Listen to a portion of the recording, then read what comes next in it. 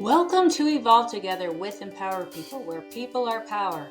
I'm Tiffany Joy Greene, MBA. Here, clarity cuts, humor heals, and purpose drives transformation. Join the movement at www.empowerpeople.org and connect with us on YouTube, TikTok, LinkedIn, and Facebook, because when people are power, purpose wins. Welcome back to Evolve Together with Empower People, the continuation of the After Election Special Edition. I'm Tiffany Joy Greene, and today we're doing excavation.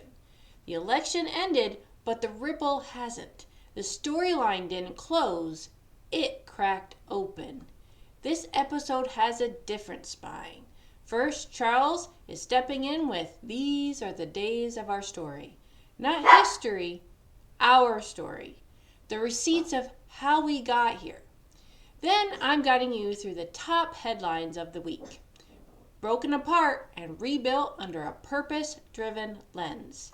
Because headlines don't tell you what's happening, they tell you what the power wants you to notice. And after that, we sit down for a coffee Klatch Roundtable, because democracy isn't a lecture, it's a conversation. Finally, we close with the only thing that matters: what you do now. Now let's get into our story. Good morning, everybody. My name is Charles, and we're going to be talking here a little bit about a couple of different historical headlines here today. But as you may already know, we refer to them not necessarily as history, but as our story. So on the first one, November 9th, 1938, the German Nazis launched Kristallnacht. Now, this is not a beautiful night of crystals and things of that. It was actually a really horrendous book burning, because when we don't have literature and the education that we need, how do we learn anything? But speaking of learning, on November 10th, 1969, Sesame Street debuted. Now, you may know Sesame Street from its lovable characters. They've made a huge impact here throughout their history in terms of the social consciousness, and taught generations of kids all kinds of wonderful social skills in terms of how to read, how to address themselves, how to love your neighbor. And then finally, November 11th, on the 11th hour of the 11th day of the 11th month, you probably already know this one, Armistice Day. World War I ends. One of the most devastating wars that we had ever seen throughout the world at that point. The war to end all wars. But as you know, there was a sequel to that one. And hopefully, we keep it away from being a trilogy. So, over to you, Tiffany, and the rest of us here, and we're going to talk about some more of the headlines. I hope you all have a great rest of your day.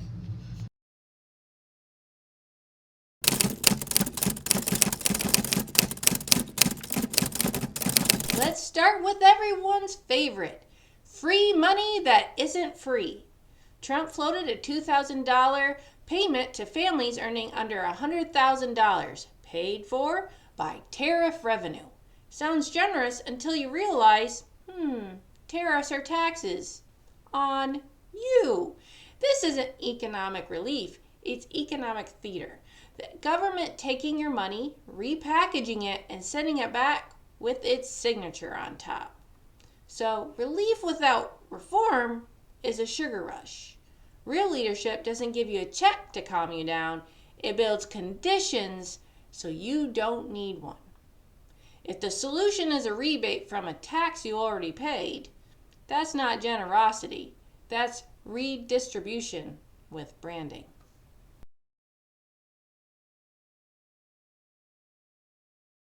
America just unlocked the forever home, literally. A 50-year mortgage is being framed as the key to affordability, when in reality, it's the key to lifelong debt. Purposeland's home ownership is meant to build stability, not chain you to the economy like a serf in a financial medieval times reenactment. Stretching alone isn't solving affordability. It's stretching the problem until no one remembers the original question. So when a mortgage outlives your career, your retirement, and possibly you, that's not policy, that's captivity.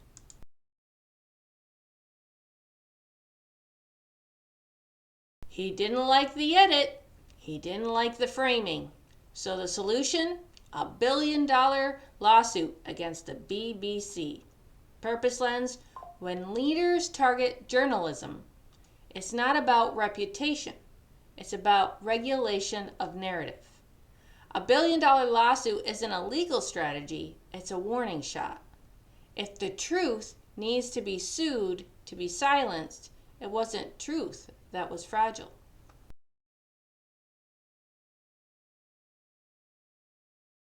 The longest shutdown in U.S. history is finally crawling toward conclusion. Markets breathed, families exhaled, workers celebrated back pay that won't cover the stress they endured. Purpose lens: a nation shouldn't survive its government. Its government should serve the nation.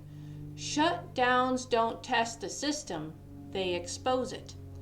If your workplace stopped functioning for 30 days, you'd be fired. In government, it's called strategy.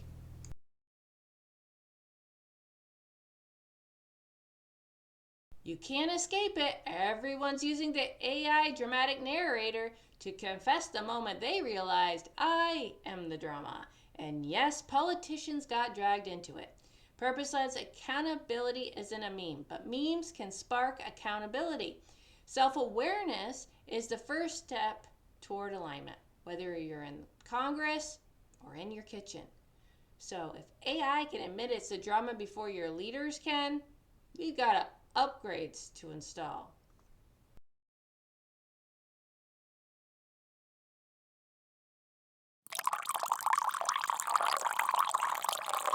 This segment of the Coffee Klatch Roundtable, it is actually a very small table this go around. We have Suzie Greene, the owner of Brit-Books LLC. Brit might give it away, and there's something in the headlines referencing Brit. And as you know, I'm Tiffany Joy Greene, the founder of MPWRPeople. So let's get started. Suzie and I have many conversations, so I'm trying to keep this in like a 20-25 minute segment is going to be a challenge for us, but we can do it, Suzie. So the headlines that we just uncovered in the previous segment, I'm going to just list them out, Suzie, and then I'm going to say what's top of mind for you. So it's the $2,000 tariff dividends proposal, the 50-year mortgage plan, Trump threatens to sue the BBC, the shutdown ending, and the cultural trend, AI, I'm the drama voice challenge. So let's hit it. What's top of mind for you? What's the thing that's just like, as you hear those headlines, tell me, what's top of mind? So the mind-blowing one for me is not a surprising one. I know that's a real contradiction, but the BBC. Because as you know, I'm in the UK, so I have witnessed it from this side. But just before we visit that, I just want to make two comments on the two other headlines within what you just said. First of all, the shutdown. I find it fascinating that the shutdown was all the Democrats' fault. Today on the news here in the UK, it said that Trump is trying to claim the opening, and it was ceremonious, the opening of the government. How can he open it if he didn't close it? That's really interesting. So when they're reporting that on the other side of the pond, Suzie, what is people must be talking, right? I'm sure you're hearing people talk about it. What is the consensus across the pond? How do the people feel? I think that between feeling sorry for us and laughing at us and the feeling of you brought this on yourself, I'm not quite sure, to be truthful. I have to say that I found myself avoiding the conversation. Interesting. I'm a little bit embarrassed, and it was nothing to do with me, but yeah, it's not, it's more, if I'm really truthful, it's dangerously frightening entertainment. When you're out and about visiting your family and you run into someone says, hey, where are you where do you live, where are you from, and how do you answer, and what's the response? Well, I think I told you this recently. I was speaking to somebody the other day, and I told him, I said, well, actually, no, I'm not local. I was having an eye test and all this stuff. what's your local address? And I said, I don't live locally. I said, I live in America. And as he scribbled, and he looked up and he went, oh, that spoke volumes to me. And I really think it is oh, really? So I think in general, it's tell me more, but it's hard not to be it's hard not to be mad when you're talking about it, what you're experiencing. But one thing that I will say is they are not showing too much. They are showing small amounts, but they're not showing too much of the immigration on the street raids with the masked people. There's only been a handful of people that have said that to me, that they've seen it, but not everybody. And of course today the Epstein explosion is back all over the news, with the whole, Prince, ex-Prince. I saw a really good headline in one of the papers to say, take note, America, this is how you deal with an Epstein paedophile. Love the UK. So there is a lot going on here. So that was the first thing that I just wanted to say about that. But the other thing was the tariff, the 2,000 tariff payment. And I just think that, in essence, is hush money. Because he's trying to prove to people that the tariffs are profitable, and this is it, America, we're doing really, really great stuff. And I just think, again, it's hush money. And then the BBC, that one came as a shock, not a shock to me, because I just think that the censorship is spreading. This dude's a megalomaniac. And the interview that I saw, just vaguely but very easily made it understandable, in that the defamation is within the USA. Right. It is not within the UK, where that programme indeed was edited. They have admitted they edited it. There's no secret, and two of the very high executives have gone. But the defamation is within the USA, and there are some very strict controls about BBC. Any BBC owned broadcast is not allowed. Trust me, I know. I'm always trying to watch shows. It knows when I'm not in the UK. I've got a VPN. It knows when I'm trying to do it. So trying to prove that was that he was inciting violence and that they edited it that way, and it had an effect on the American audience, I'm not sure how that's going to fly. I'm really not.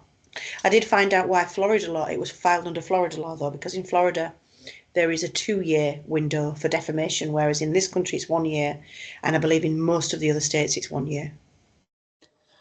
Would you mind, because you sent me a little video that was explaining that a little bit, would you mind just touching on that? I know you, just to full disclaimer, Suzie Greene is not an attorney, nor does she play one on TV, but she's staying current. She's my British expert, so to speak, on what's going on over there and the take on that. So could you explain a little bit about what you shared with me on that little video? Because that was good. So essentially that, and he wasn't an attorney, I don't believe, the guy. He was saying, he was trying to explain the probability of this being brought to any kind of trial.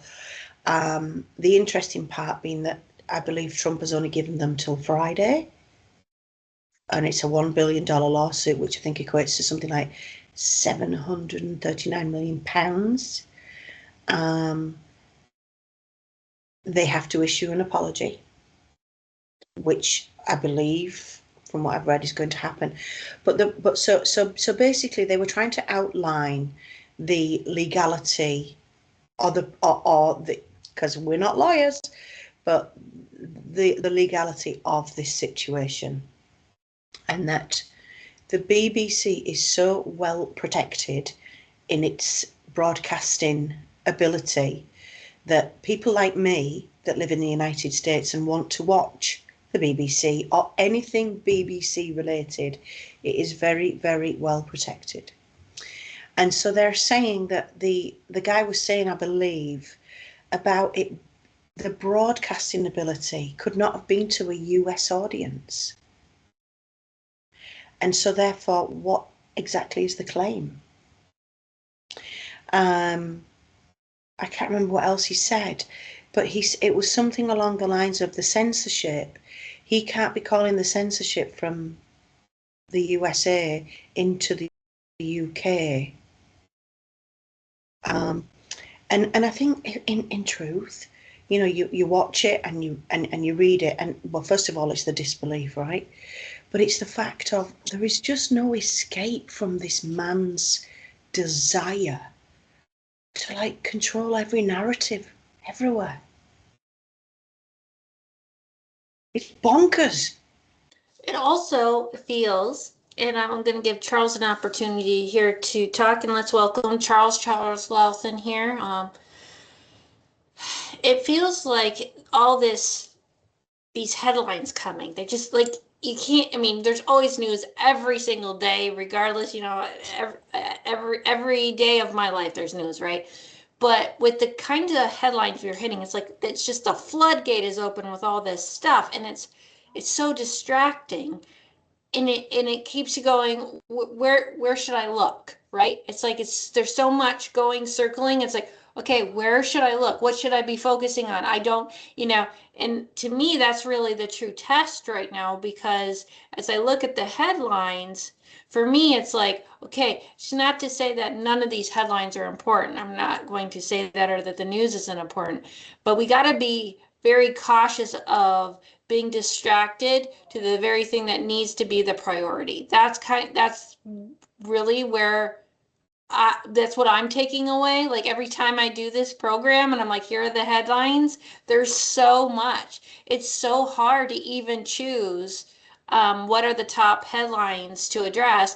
I do it based on reviewing things like Google Analytics, top search things in social media. That's how I'm choosing, because those are the things that the people are looking at. But it's still not like, there's just still so much. And I came like, so, you know, I issued these headlines last night, and look at it today. You brought up more headlines, pretty massive ones, since but it's like this every day. But Charles, I wanted to give you an opportunity to speak to this. Well, I think that it's something that we've experienced in our lifetimes, is just the massive amount of information, the 24-hour news cycle. You know, looking back at some of the other things, like, here might be a good thought question. What percentage of major news is reported that we receive individually today? And do you think that's 100%? Can you say that again? Because I'm not sure if I'm understanding the essence of the question. Can you restate the question one more time? Okay, so if I guess maybe like think about like a pre and post 9/11 world. Before 9/11, how many major headlines do you think people saw? Do you think it was like, okay, so let's say if there was 20 newsworthy items that might go down in history that happened in one day, how many would we see? You know, and I mean, here in America, we have a very America focus. Like, we're probably automatically only seeing 25 to 30% because we're missing a lot of major news in other places, versus somebody in England might see more like 50%, not only because of the British Empire, but because of how the BBC reports its news. So what percentage of the actual headlines are we seeing? Like, a better way of asking the question, is the algorithm giving us more access to more news stories or less access to more targeted news stories? Well, my response to that, Charles, and obviously Susie, you can answer this too, but my immediate response to that is I'm hearing the question and I like it. And I think a lot depends on how you are acquiring the news. So if you are reliant upon social media to keep you informed for your news, it's going to be very dependent on the algorithm and basically what you fed that algorithm. So you're going to keep getting pushed stories that aren't going to necessarily challenge your way of thinking, or only stories that may be more top of mind based on your interests. So you're not going to get that diversification. However, if you are going to trusted news sources, let's say like the AP News or Reuters or something to that effect, you can digest as much news and diverse news stories, not just about the United States, but about around the world, as you would like. So I think when you say pre-2001, I think the biggest change in our lives isn't just the internet. I think first came with the internet. Right before the internet, everyone got their news from their newspaper, whatever newspaper they were Or subscribing to, television. or television. And so you now, if you wanted to know more, you could go to your public library, and your public library might have a whole smorgasbord of newspapers accessibility that you could read, but like it wasn't as easily accessible. Then the internet happens, and now you can access news from around the world, and you can go beyond like your ABC, CBC, CNN, all of these cable channels, to independent ones, right? And but then we have social media, and the next thing you know, social media, now people are relying upon social media for their headlines. And um, in that sense, if you're depending on that, I would agree with, I don't know if this is what you're saying, Charles, but I would argue that you're depending on the algorithm to feed you rather than to do what at least I was taught in school, which is to pay attention to current events and to actually research things and to read things and to expand my mind. Well, it's very interesting because we can't go back in time and we can't experience what it was like to be in, let's say, 1900, when the only news you would receive would be potentially anything on a newspaper or Mm-hmm. anything that people were talking about, word of mouth. Right. And so people, they had even less access to information, but Mm-hmm. you better believe that they're trying to sell news then, so they would have had more sensationalized news headlines. And I think what's interesting as we go along this process is to see what headlines really stick around and which ones maybe change with time. If talking about the government shutdown, how that has shifted, and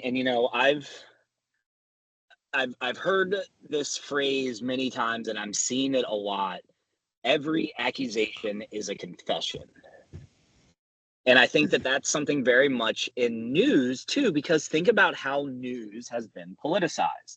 Think about, in my mind, it's the newsboy standing on the corner saying Pearl Harbor was bombed. But what else happened on that day? And what would the news headlines look like in San Francisco versus Washington, D.C. versus, Greensboro, North Carolina? Mm-hmm. Those headlines are all going to be different. And I think it's, we look at the algorithm, because I think a big thing for me recently has been AI. And we look at the algorithm as a non-human component, but we also have to recognize that algorithm has been there for a long time. Mm-hmm. By the way, I feel more confident now that I'm not driving. I won't be distracting. And I also got some coffee too. And I'm glad Yay. that it's blurring it out. We don't support any necessary coffee companies here. We're not So endorsing or be affiliated with any uh, coffee distributor. that is true. However, if you'd like to promote, talk about that, please go right ahead. Sorry. Is that a Christmas cup? The infamous Christmas holiday cup. It's the Holiday holiday cup. cup. Mm-hmm. I don't know. It's warm and sweet. They have two of them. We don't know. We're not saying who they is, but they have two styles this year. So, yeah, I think it's interesting because here's another type of news that's unfortunate, but how do you find out when someone passes away? How I know the answer to that question, but if y'all think about the last couple of people you've lost in your life, where did you hear that news and how? You're talking not necessarily about famous people or celebrities. You're talking about Personal losses, yes. As in close family members? Or friends or people you worked with, or, you think about, okay, and I'll tell you where this came from. I've been watching The Sopranos over again. I don't know if you ever watched that, but there's a part where one of the guys is under house arrest and he's literally going through the obituaries to see the people that he lost. And I didn't have the experience pre-internet of going through the obituaries and seeing, oh, this person passed, or hearing through the grapevine. Now, for me, I hear about that oftentimes through Facebook or through other social media, that this person has passed away.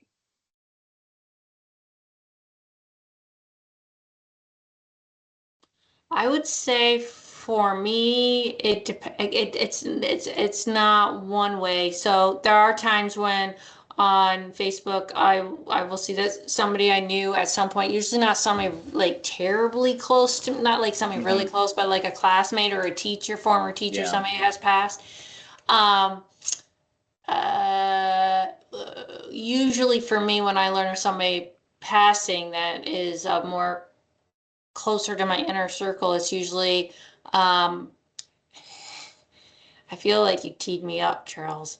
Either by phone call, text, or form submittal on my website.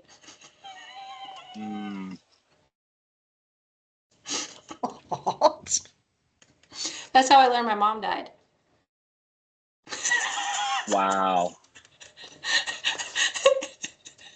So through a form on my website said mom died. But I think, as we're talking about the headlines, it's important to think about the personal headlines for ourselves too, and how we receive those news. I mean, could you imagine, like, again, going back to the Pearl Harbor, and Suzie, I want to hear your response.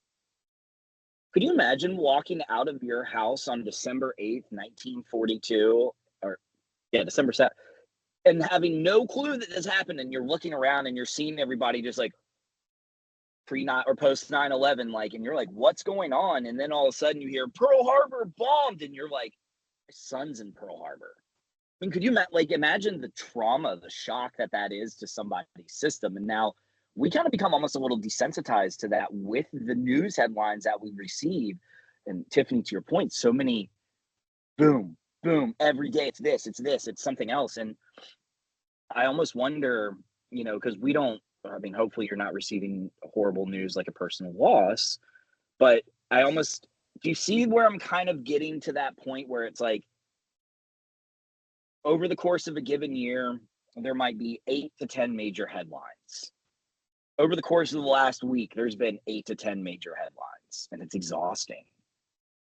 Well, it's like the boy that cried wolf, so people stop paying attention too. So that's when people start becoming complacent, because if it's everything is urgent, if everything is a crisis, if everything's a chaos, then nothing is, right? Yep.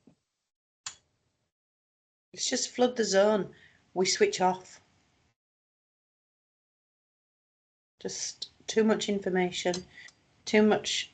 And let's be truthful, you've got to be able to decipher between what's true and what's not. And if you're getting your news from social media, then you might need to get a filter from somewhere else.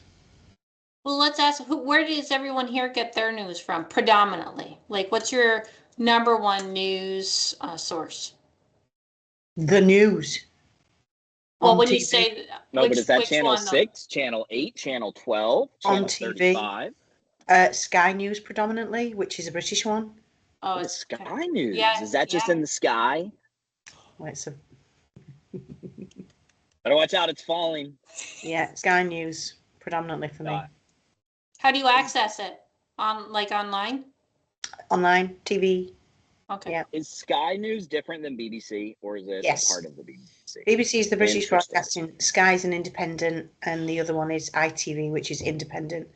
There are a lot of other companies as well. In fact, tonight I watched a newscast from a channel that I'd never watched before, Channel 5, and their news was a much more modern newscast where they were sat on sofas versus at the desk with the. But it was actually it's good. But what I tend to do is I've got two shows that I watch for the political updates, but I still find myself going to Sky News to fact check. Okay. Tiffany, where do you go to fact check the news? Well, first, my primary news source is the AP News. Okay, yeah, you said that earlier. Sorry, Suzie, I don't have a place I fact check, so that's why I cut you off with that. All the local newspapers depend on the AP News. That's where most of them are getting their headlines from, is AP News. But when I fact check, I will usually go online, and it depends on what I'm fact checking, because I go to different agencies, not necessarily other news sources, but other agencies. Like if they're citing like a statistic or a number, I go to the source that provided that statistic to make sure that they're credible, or I'll go to like a competitor, so to speak, just to kind of cross-reference it. I like to also read, if depending on what we're talking about, I also like to read research reports and case studies for kicks. Yeah. How about you, Charles? I mean, I oftentimes I don't know if I necessarily fact check as much as I just kind of go amongst and just look at the different headlines. And what's interesting is it's gotten to a point where they are almost just all copied and pasted from, like, if you read the same three headlines, you'll see almost, I mean, close to plagiarism, I'd argue. But I don't know if plagiarism is really the thing. But then it's like, where is AP News getting its fact? Is it getting its facts from the person who's sitting there seeing it, Yes. recording it? Yes. Or is it from a person who has taken a summary and typed it into ChatGPT? Or is it from a person who heard it from another person? You know, like which I know AP News is going to hold a higher standard to that. But it's the telephone game. Well, a lot of what we're calling news, and just so you know, we only got about 3 minutes left. The only thing the thing is that what we're calling news isn't news. Most of what people are calling news is really just commentary and pundits, which isn't news, right? I'm not going to call them out, but there's a certain one that I'll watch on YouTube that I quite enjoy. They qualify themselves as a news source. They're not a news source. They're pundits. You know, they're the round table talking about the news, offering opinions. News doesn't offer opinions. News offers facts. Are we pundits now? Look at us. Yes, this is pundits. Yes, we would be pundits. And there's nothing wrong with that. I don't think we need to have a backlash against people talking about the news and the headlines, but we have to be educated enough to decipher what is news and versus what is pundit. And that's where I think, I don't know where the failure to understand that happened. And I know everybody wants to attack, you know, social media and the internet for that. I don't think that is the cause of it. Those are just more tools, more channels that people can use. I would say, at least, I can't speak for obviously the entire world, but I would say at least in the States, the failure happened in the educational teachings. Because, like, for example, my children never have like a current event segment in their social studies or history courses. Never have they ever experienced that. But when I was in school, we did do that. And I think that's sad commentary, because I think that I could make a case for that may have been the most important thing that may be the most important thing you could teach kids today. Like how to look at the news, how to evaluate the news, how to fact check it, how to cross-reference, how to digest it, what to take away from it. I don't know what could be more important than that.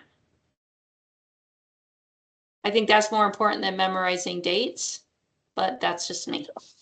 Yeah.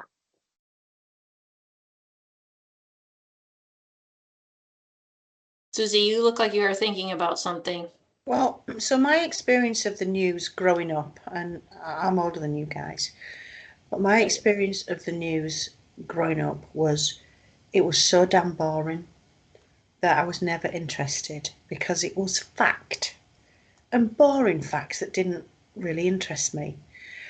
When I came to the USA in 2006, I was oblivious to how I want to use the word corrupt. It's probably not the most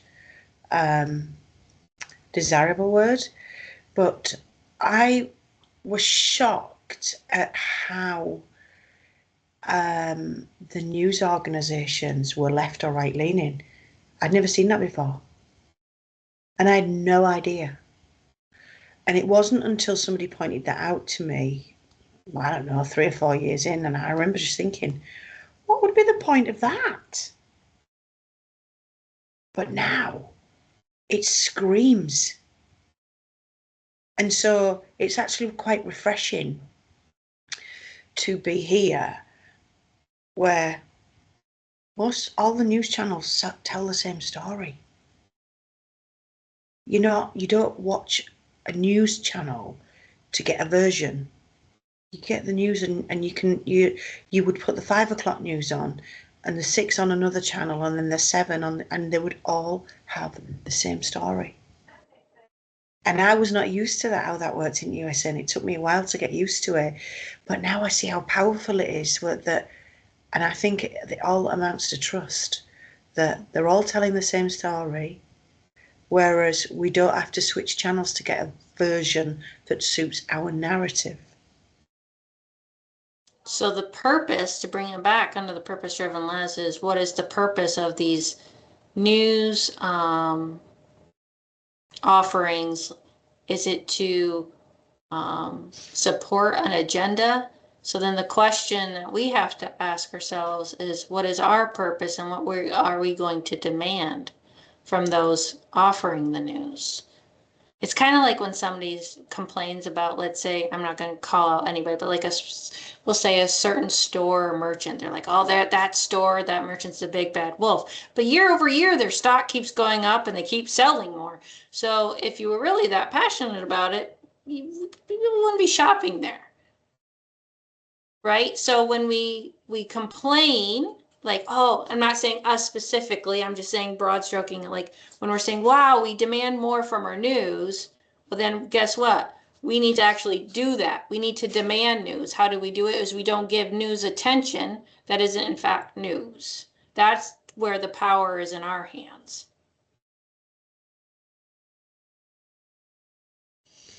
But we're gonna have to wrap it up. Trying to get tight with the time because those people who are going to be listening to this on YouTube, they're like, an hour's just too long. Can't do it. No. So stay tuned because we'll be continuing the conversation with more headlines next week. So stay tuned, stay focused, and stay tuned for the next segment where we're going to talk about what you can do because the purpose is in your hands. Thank you, Suzie and Charles. It's been fun. Bye. Bye. Here's what you can do with all of this: the wins, the noise, the policy acrobatics. 1. Audit your information diet. Stop letting chaos be your caffeine. 2. Contact your representatives. If a 50-year mortgage sounds like captivity, tell them. 3. Join local meetings. Community is where national change begins. 4. Give your energy direction. You don't need more motivation, you need alignment. 5. Stay involved. Power doesn't take breaks. Purpose shouldn't either. You're not the audience. You're the author. Ownership is the next chapter. Today was a reminder. Our story is not passive. Headlines are not harmless. And purpose is only real when it moves. This is Evolve Together with Empower People. I'm Tiffany Joy Greene, your activator, your challenger, your partner in purpose. Stay awake, stay aligned, stay powerful. See you next week. Remember, Empower People is where people are power. Let's evolve together. Today was a reminder. Our story is not passive. Headlines are not harmless. And purpose is only real when it moves. This is Evolve Together with Empower People. I'm Tiffany Joy Greene, your activator, your challenger, your partner in purpose. Stay awake, stay aligned, stay powerful.